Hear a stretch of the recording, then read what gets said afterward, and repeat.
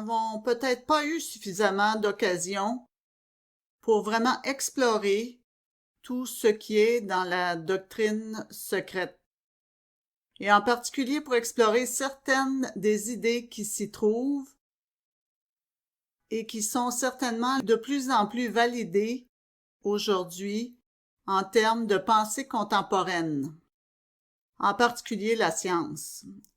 J'avais espéré que nous aurions plus d'opportunités pour cela, mais je pense que lorsqu'on est familiarisé avec certaines des idées principales de la doctrine secrète, certains des concepts de base qui nous sont présentés, alors, en effet, on commence à voir la corrélation avec la pensée contemporaine. On commence à voir combien la pensée contemporaine s'est déplacée dans cette direction, et c'est bien sûr pour moi, du moins, extrêmement excitant. Quand on lit certains des livres qui sont publiés aujourd'hui dans le domaine de la science, par exemple, et des études religieuses aussi, et en philosophie, on commence à voir à quel point nombre de ces idées ont été et sont reprises, explorées et vraiment examinées beaucoup plus en profondeur. Donc, juste pour récapituler un peu notre première séance ensemble, nous avons parlé des modes de pensée auxquels HPB se réfère et que nous devons examiner comment nous pensons. Nous sommes tellement habitués à notre propre manière de penser que nous ne sommes peut-être pas conscients qu'il existe d'autres modes de pensée. Nous ne sommes tout simplement pas familiers. C'est le mode de pensée que nous connaissons, car c'est évidemment notre façon de penser. Et nous pouvons penser que tout le monde pense de la même manière. Il suffit de faire le tour du monde, notamment dans des cultures très différentes de la nôtre comme en Asie, de voyager en Inde, par exemple, voyager au Japon, dans l'un des pays asiatiques, pour se rendre compte qu'il existe différents modes de pensée et que nous n'y sommes pas habitués. Si nous pensons que tout le monde pense comme nous, vous découvrirez bientôt que ce n'est effectivement pas vrai, que les gens pensent de différentes manières. Alors, nous en avons parlé. Le mode de pensée nécessaire pour comprendre la doctrine secrète est une autre attitude. Et je pense que ces volumes, par la manière même dont ils sont présentés, le mode spécifique d'écriture, qui est différent de la lecture d'un manuel ordinaire, le mode même d'écriture nous donne accès à et stimule en nous un autre mode de pensée. Nous en avons donc parlé dans une certaine mesure. Ensuite, nous avons examiné certaines des sources de la doctrine secrète et j'ai suggéré que nous pourrions examiner certaines théories contemporaines, pas simplement le travail qui a été fait dans la découverte de certains manuscrits tibétains qui identifient certainement la source de ces écrits, mais aussi pour reconnaître que la source de l'ouvrage sur lequel H.P. Blavatsky a fondé ses commentaires importe vraiment peu. C'est comme si elle choisissait une œuvre assez obscure qui à nouveau générerait un autre mode de pensée. Certes, c'était un ouvrage pas du tout connu au siècle dernier, lorsqu'elle écrivait et lorsqu'elle l'a présenté au monde, les stances de Diane, cela a dû être une bombe pour les universitaires. Comment est-elle tombée sur ça? Qu'est-ce que c'est? Ainsi de suite. C'était simplement, si je peux m'exprimer ainsi, un dispositif sur lequel elle raccrochait l'exposition de ses principes fondamentaux. C'était encore pour stimuler, je pense, un mode de pensée. Aujourd'hui, il y a probablement plus de preuves de l'existence de nombreux manuscrits que nous connaissons à peine. Une attitude très différente de celle du 19e siècle, quand de nombreux savants estimaient que tout ce qui valait la peine d'être découvert avait déjà été découvert. Et donc, si cela n'était pas connu par un diplômé d'Oxford, par exemple, cela ne valait pas la peine de le connaître. Et donc, probablement, cela n'existait pas et n'était que le fantasme de quelqu'un. L'attitude est très différente aujourd'hui. Nous savons que la découverte est permanente. Souvenez-vous, c'était bien avant les manuscrits de la mer morte, la découverte de la bibliothèque de Nag Hammadi, même les textes gnostiques de la civilisation occidentale, et encore bien avant la découverte de nombreux textes tibétains qui arrivent en Occident et sont en train d'être traduits. Ensuite, nous avons parlé de la base du volume 1, la cosmogénèse, l'ensemble du processus cosmogonique sous-jacent tel que présenté dans la doctrine secrète à travers ces étonnantes strophes du volume 1. Et nous avons suggéré qu'il y a une sorte de développement progressif dans le processus cosmogonique qui est répété dans le processus d'anthropogénèse. Nous avons examiné cela en termes de grands motifs archétypaux trouvés dans tous les mythes de la création. La mythologie commence à être reconnue comme un domaine d'étude légitime une fois de plus. Au 19e siècle, à la fin du 19e siècle et bien au début du 20e siècle, le mythe était considéré comme simplement fantaisiste et pouvait être laissé pour les enfants.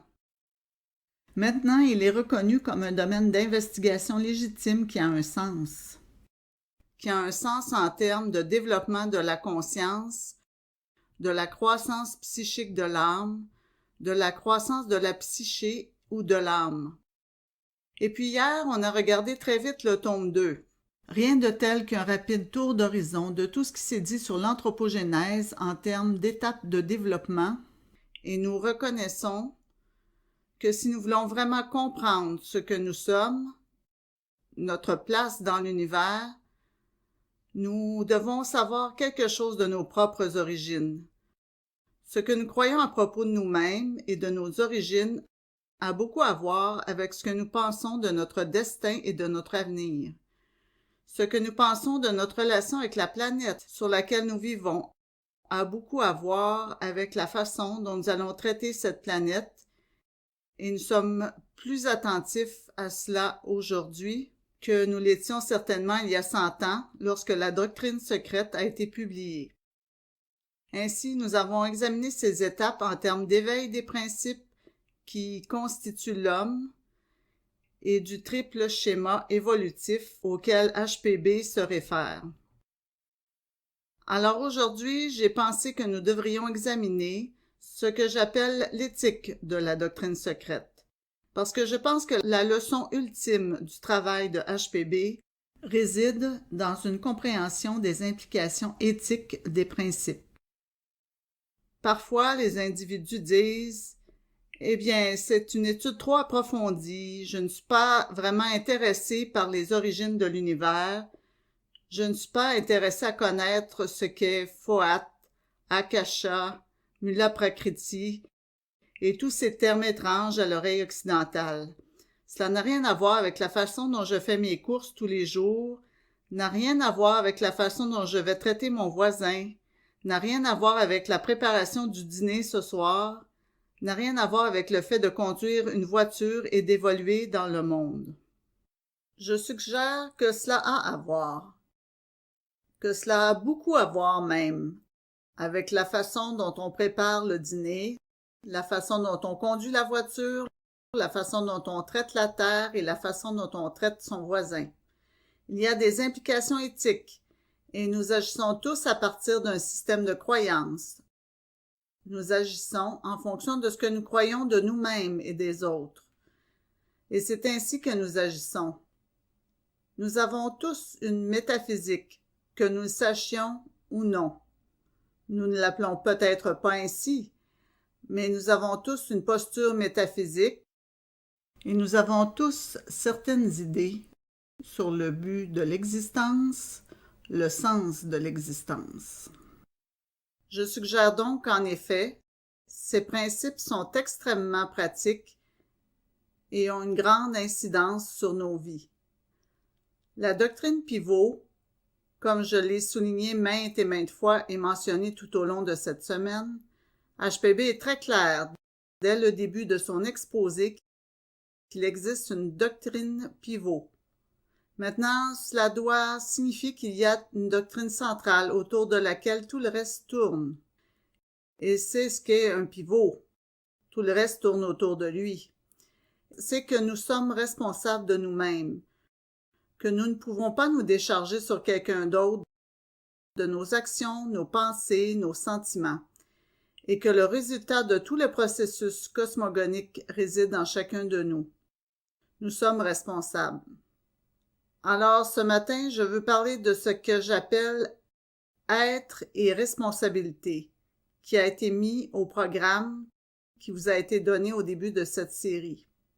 Pour ce faire, j'ai pensé commencer par ces 2 pages que je vous ai données ce matin.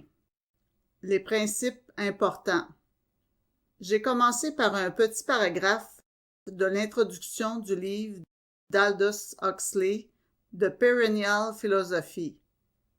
Vous vous souvenez, le premier matin, j'ai énuméré un grand nombre de synonymes de la doctrine secrète, car comme vous le savez, la doctrine secrète n'est pas seulement le nom de ses volumes, mais la doctrine secrète, écrite sans italique ni majuscule, est le nom de cet enseignement.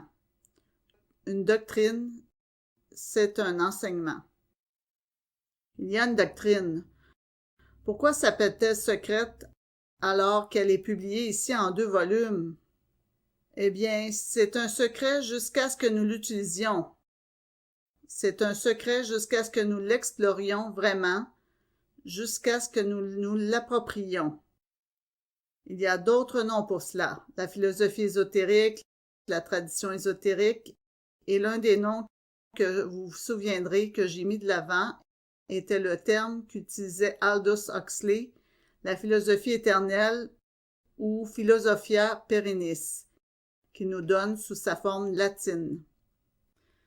Et vous remarquerez qu'il y inclut 3 choses. La métaphysique, qui reconnaît une réalité divine, substantielle dans le monde des choses, des vies et des esprits. Tout d'abord, donc, une métaphysique qui reconnaît la première proposition fondamentale de la doctrine secrète, une réalité divine qui sous-tend 2 points, substantielle pour le monde des choses, des vies et des esprits.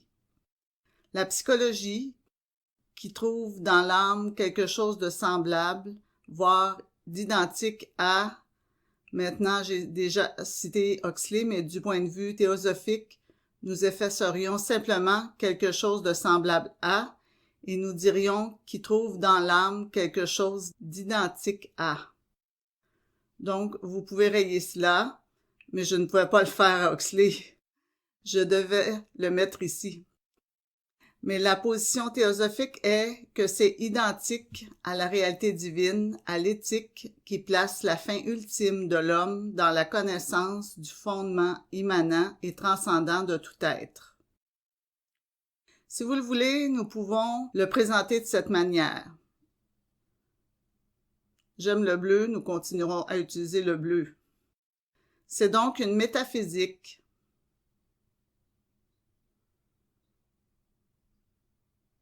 C'est une psychologie. Et c'est une éthique. Et nous allons essayer d'explorer quelque chose de cela. La métaphysique est donc une réalité ultime qui, selon HPB, peut être appelée l'être-té.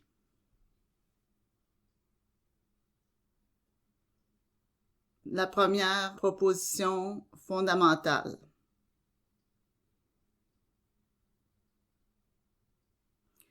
Et c'est là, dans la première des citations que je vous ai données du tome 1, page 120. C'est une déclaration merveilleuse et en effet, elle dit que c'est la seule loi fondamentale de toute la tradition, l'unité radicale de l'essence ultime de chaque partie constitutive des composés de la nature. Incidemment, lorsque le terme radical est utilisé, cela n'a rien à voir avec le radicalisme dans un sens politique quelconque, mais dans le vrai sens du mot radical, qui est la racine. Radical signifie racine, voyez-vous. Nous l'avons utilisé dans le sens politique d'extrême gauche ou d'extrême droite. Nous disons ce sont les radicaux de notre époque. Mais ici, le terme unité radicale est utilisé dans son sens originel comme l'unité racine, l'unité fondamentale, l'unité qui est vraiment radicale parce qu'elle est le fondement de notre être. L'unité radicale de l'essence, l'ultime de chaque partie constitutive des composés de la nature, de l'étoile à l'atome minéral, du plus haut Diane Cohen au plus petit infusoire, dans la plus pleine acceptation du terme, et qui s'applique au spirituel, à l'intellectuel et au monde physique. Maintenant, ça devrait vous rappeler quelque chose, spirituel, intellectuel et physique. Qu'est-ce que cela vous rappelle? La classification d'hier du triple schéma évolutif, n'est-ce pas?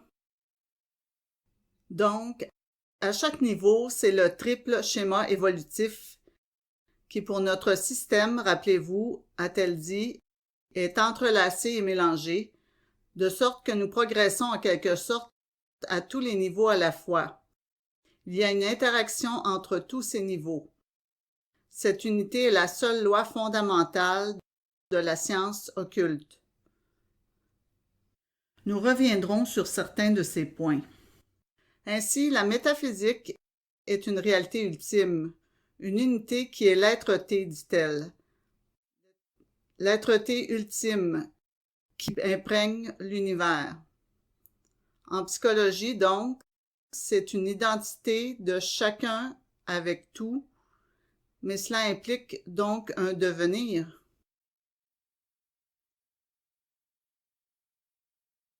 Car c'est une affaire de conscience.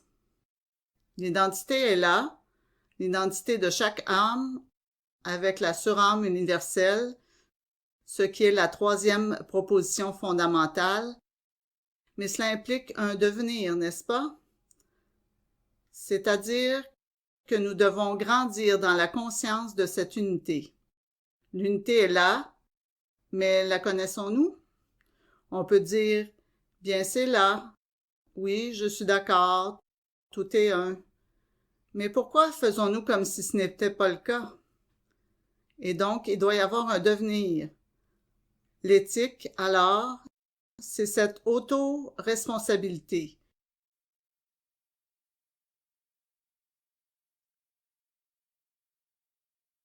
Que nous sommes responsables, mais nous sommes auto-responsables. Et cela conduit donc, je suggère, à un être. Être vrai dans le sens que nous connaissons, nous savons que nous sommes un. Ce devenir conduit à ce genre d'être qui a sa propre qualité individuelle.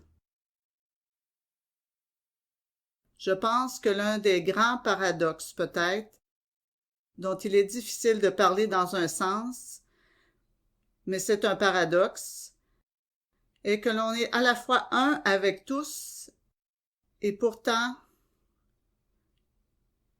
uniquement individuel. Il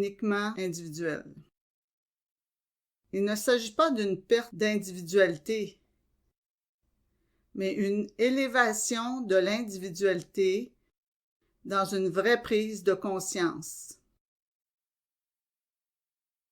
Surélevé, élargi.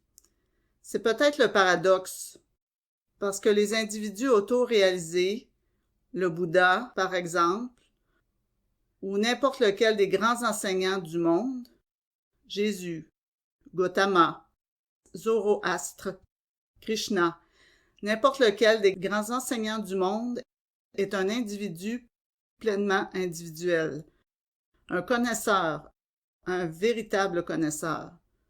Vous vous souvenez que nous avons utilisé ce terme comme, encore une fois, l'un des synonymes. Le connaisseur, le gnostique, le jnana yogi est le connaisseur. Le vrai connaisseur est individuel, mais il sait qu'il est un avec tous. Il y a une grande beauté dans l'individuel, n'est-ce pas? Alors j'appelle ça l'être, si vous voulez.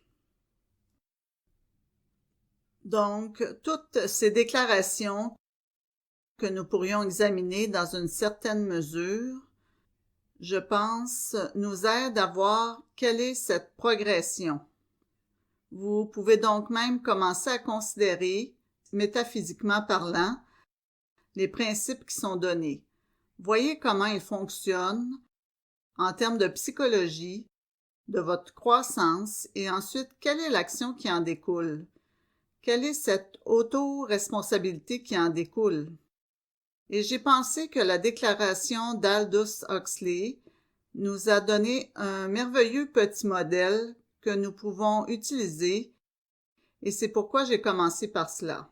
Ceci, bien sûr, nous aide à comprendre, si nous pouvons le dire ainsi, quelque chose que j'ai dit plus tôt dans cette série particulière.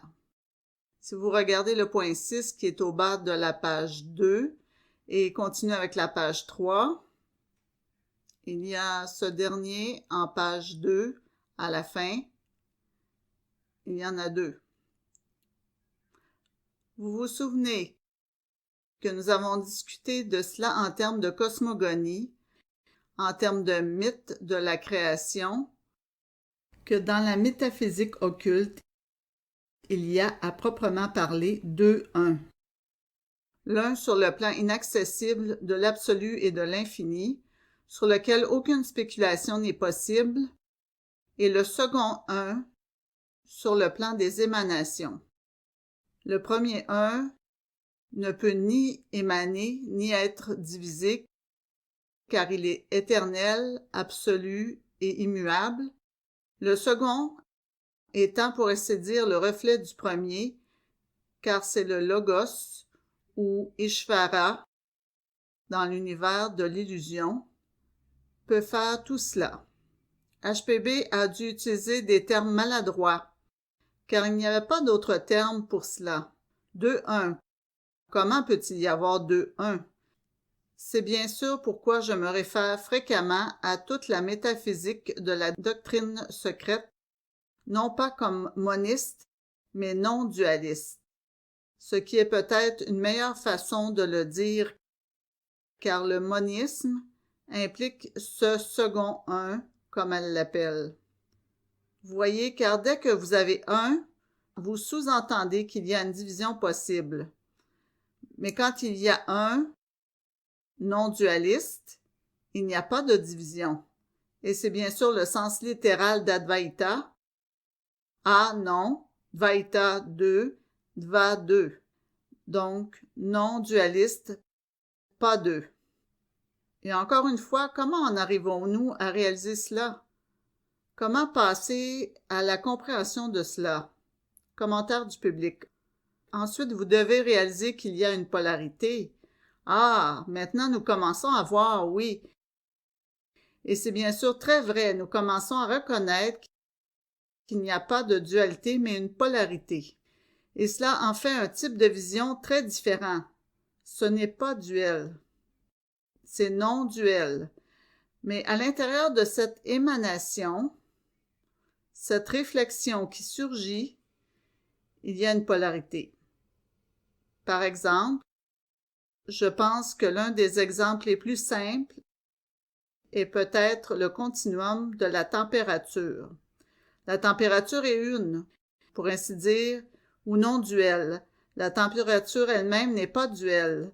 Elle a des polarités que nous appelons chaude et froide et qui diffèrent pour chaque individu. Ce ne sont pas deux opposés séparés, mais ils font partie d'un continuum. Nous obtenons cela dans la barre électromagnétique, l'aimant. Quelle que soit la finesse avec laquelle vous tranchez la barre électromagnétique, vous avez toujours une polarité, une positive et une négative. Commentaire du public. Rien ne peut arriver tant qu'il n'y a pas de polarité, et rien ne peut arriver tant qu'il n'y a pas ce genre de polarité. Donc, je pense qu'une façon intéressante de voir les choses est que nous avons deux yeux. Mais nous ne voyons pas deux choses distinctes avec nos deux yeux. Vous pouvez, si vous allez chez l'oculiste ou l'optométriste, ou vous vous couvrez un œil, puis vous couvrez l'autre, et ainsi de suite. Mais nous utilisons les deux yeux ensemble et nous avons une vision en profondeur, une dimension de profondeur 3D en voyant avec les deux yeux. Mais les deux yeux agissent à l'unisson. Donc, il y a une polarisation, pas une opposition. Pas deux choses séparées, mais plutôt toujours cette unité sous-jacente. Or, alors que nous arrivons dans ce processus de devenir, à savoir cela, à réaliser cela, qu'est-ce que cela signifie en termes d'éthique qui en découle? En termes de responsabilité, qu'est-ce que cela signifie? Je pense que nous commençons à voir alors qu'il n'y a pas des choses séparées, qu'il y a une relation dans tout l'univers, il y a une relation, et quelle est cette relation alors? Je suis responsable de la relation, plutôt que de dire « Eh bien, c'est de ta faute, tu es là, tu m'as fait ça, tu m'as blessé, tu as fait ça, tu as rendu les choses difficiles, tu as mis un obstacle sur la route, je suis tombé dessus, et ainsi de suite. » Tout ça, il y a maintenant une polarité et il y a une relation. Et quelle est cette relation? Nous commençons à voir un autre point de vue et je pense qu'il s'agit donc d'un mode de vie éthique, d'un mode d'agir. On peut dire mes pensées sont très privées, ne t'immisce pas dans ma pensée, sors de mes rêves, ma pensée est mienne. Mais peut-il y avoir une pensée séparée qui ne fasse pas partie du tout? Un sentiment, une émotion qui ne fasse pas partie de ce continuum. C'est une polarisation plutôt qu'une opposition. Il n'y a donc pas des choses séparées, mais seulement la relation dont je suis responsable. Donc, cela nous donne une signification différente.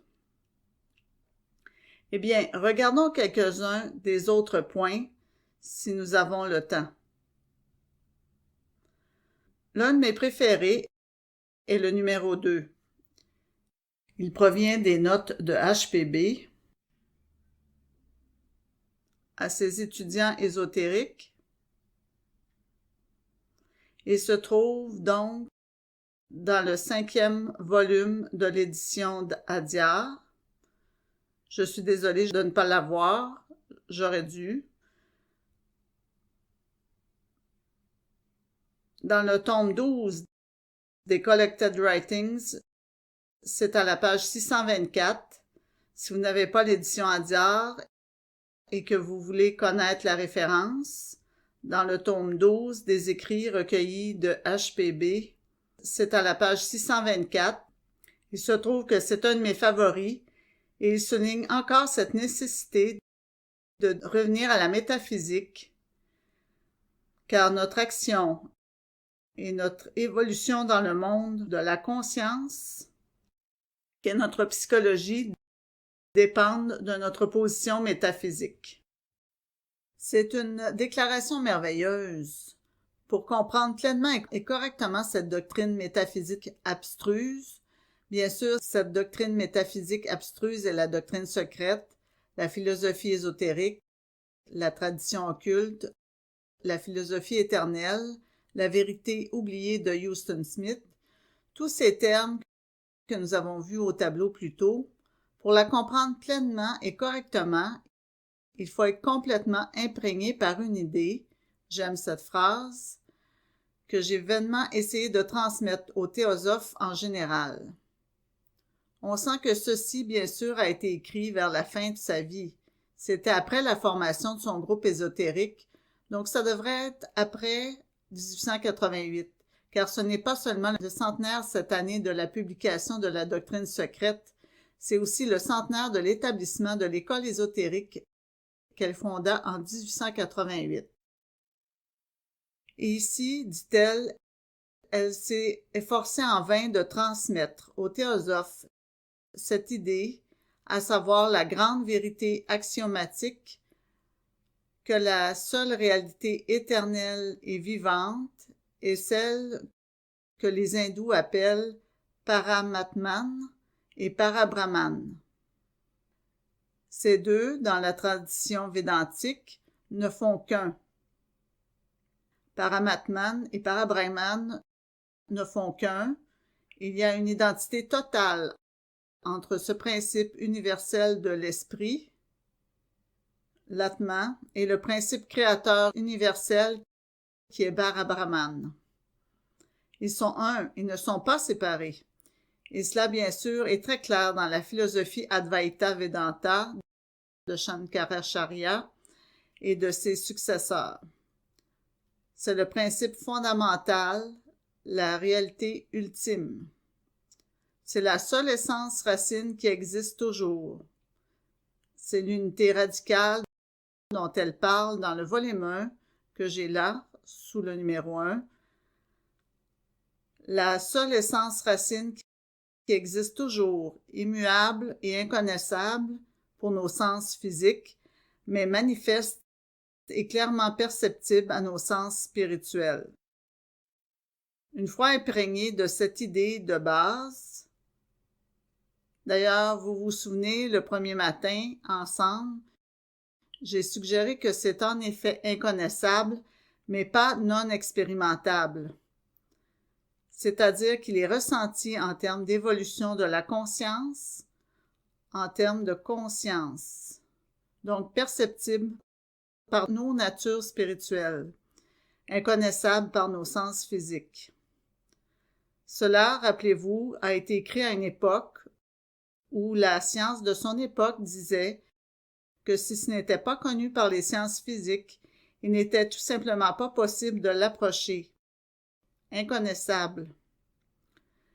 Mais il est dit clairement perceptible.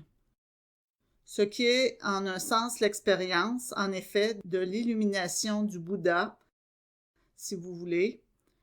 Une fois imprégné de cette idée de base et de la conception ultérieure que si elle, c'est-à-dire cette réalité ultime, est omniprésente, universelle et éternelle comme l'espace abstrait lui-même, donc identifiée avec l'espace abstrait lui-même, nous avons dû en émaner et nous devons y revenir un jour. Maintenant, sachez-le, et tout le reste devient facile. Donc, si vous connaissez vraiment cela, n'est-ce pas une déclaration merveilleuse? Tout le reste devient facile. Alors, tout le reste, tous les autres principes, toutes les autres idées, tous les autres concepts sont très faciles. C'est tout ce que nous avons vraiment besoin de savoir, mais le savons-nous? Le savons-nous vraiment? Sommes-nous imprégnés de cette idée de base ou agissons-nous d'une manière qui la contredit? Nous pouvons le savoir intellectuellement, mais ce n'est pas le savoir. Nous pouvons, vous savez, considérer cela comme une belle et noble pensée. C'est comme dire, eh bien, je me sens très fraternelle quand je suis seule et que personne ne me dérange dans ma méditation à 5 heures du matin. Personne n'est autour de moi et je suis le plus paisible, le plus fraternel. Je suis conscient de l'unité de toute vie parce que je suis seule. Mais laissez le téléphone sonner, laissez n'importe qui entrer dans ma chambre ou quand je sors et que je rencontre des gens dans la rue, alors c'est une toute autre affaire. La fraternité disparaît alors en quelque sorte pour le moment. Commentaire du public, il y a le dicton « J'aime l'humanité, ce sont des gens que je ne supporte pas. Oui, j'aime l'humanité, mais ce sont les gens que je ne supporte pas. Mais ici, dit-elle, une fois imprégnée de cela, vraiment toute la structure, tout l'être en est imprégné. Il y a le concept suivant, que non seulement nous en sommes issus, c'est-à-dire que nous en sommes le reflet, mais nous devons un jour y revenir, non par la perte de la notion d'individu,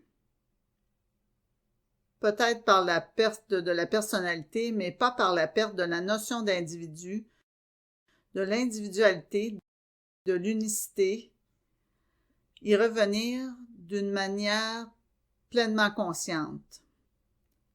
C'est le processus du devenir au moyen de notre auto-responsabilité.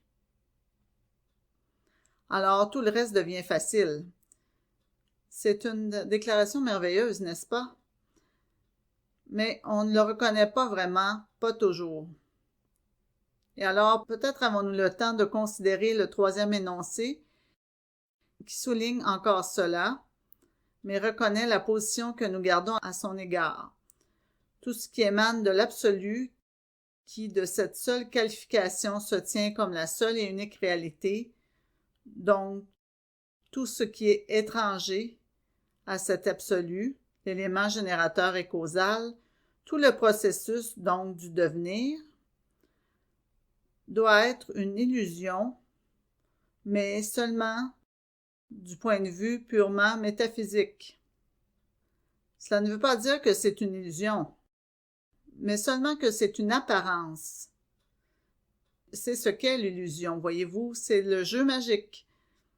Et c'est pourquoi très fréquemment, le principe créateur, la Shakti, ou l'aspect féminin du principe créateur, est appelé Maya. C'est un spectacle magique, voyez-vous. C'est une illusion dans le sens où c'est vraiment une apparence magique. Et c'est ce qu'est le cosmos. Vous vous souvenez, j'ai parlé de cette distinction entre le chaos, qui est de cet espace abstrait primordial, dans lequel apparaît, comme par magie, et c'est un spectacle magique, toute la multiplicité de l'existence, qui est une apparition, qui est le cosmos. C'est l'aspect cosmétique, si vous voulez, face au chaos, qui est l'apparence. C'est notre seule façon d'y arriver. Traiter du cosmétique, pour ainsi dire, parce que le mot cosmétique est le même que le mot cosmos. Ça vient de là. Mais seulement du point de vue purement métaphysique. Et elle utilise donc ici une merveilleuse analogie. Un homme qui se considère mentalement sain d'esprit et est ainsi considéré par ses voisins, appelle les visions d'un frère fou dont les hallucinations rendent la victime soit heureuse, soit extrêmement misérable selon le cas, illusion et fantaisie également. Mais où est ce fou dont les ombres hideuses dans son esprit dérangé? Ces illusions ne sont pas pour le moment aussi vraies et aussi réelles que les choses que peut voir son médecin ou son gardien. Tout est relatif dans cet univers. Encore une fois, nous arrivons à ce relationnel. Mais l'expérience sur n'importe quel plan est actuelle pour l'être percevant, dont la conscience est sur ce plan. Bien que la dite expérience, considérée du point de vue purement métaphysique, puisse être conçue comme n'ayant aucune réalité objective. Ainsi, le processus de devenir est important. Ne sous-estimez jamais la nécessité de l'incarnation physique, car c'est ici que nous atteignons chaque étape du progrès. D'un point de vue purement métaphysique, c'est une apparition, et c'est une apparition temporaire, mais elle nous donne l'expérience qui conduit au devenir, à la croissance de la conscience, et c'est seulement par là qu'il peut y avoir cette croissance de la conscience. Une déclaration merveilleuse Alors ne la rejetez pas, voyez-vous, en disant « Oh, ce n'est qu'une illusion ». Ce n'est pas le propos. Il s'agit de voir derrière l'apparence à la réalité et donc d'avoir conscience que c'est dans la relation que la conscience s'éveille et donc qu'elle a un sens dans le processus de devenir l'être. Eh bien, arrêtons-nous là.